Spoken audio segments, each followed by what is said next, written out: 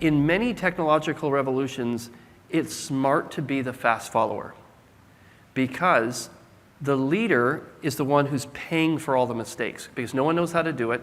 And we've all watched, all the pain that Uber's been through. So someone has to pay to make all the mistakes, and then you just watch and you wait for them to pay for all that. And then once they figured it out, then you could, come in as a fast follower.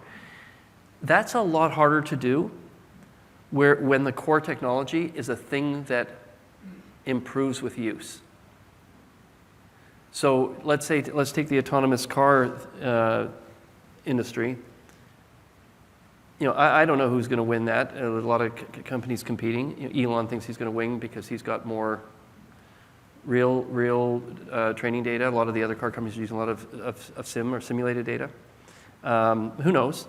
But I do think that once the first car company passes all the regulatory requirements and their cars are on the road and people are driving hands off the wheel in all the major cities, and then 12 or 18 or 24 months later, the next car company makes it over the hump.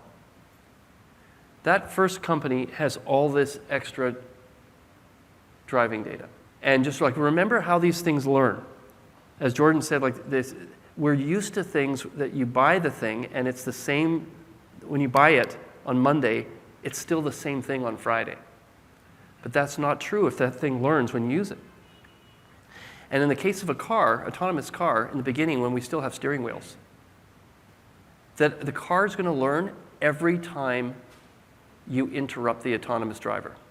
So the car is doing its autonomous thing, and all of a sudden you interject with the brake or the handle, and so there's something about the way it was driving that you didn't like, and so you interfere, it learns. So now, 12 or 24 or 36 months later, when the second car company makes it over the line, so now they've passed the regulatory hurdle. But the other one is now further. Who's going to want to drive in a car with the second best AI?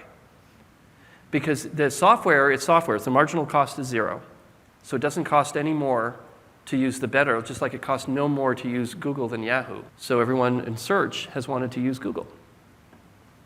And so who's going to want to drive in a car with the second best AI? It's going to be very hard so playing the normal strategy of the fast follower is going to be a very different strategy than it normally is.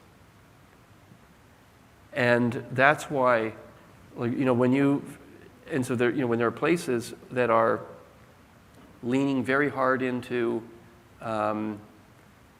winning in particular domains, and you say, well, what are the obstacles? There's regulatory obstacles, and primarily in the regulated industry, so healthcare, transportation, our financial services, some of the big ones. My instinct is just looking around by industry, the global set of players, and it's already starting to become apparent who's getting ahead in which category.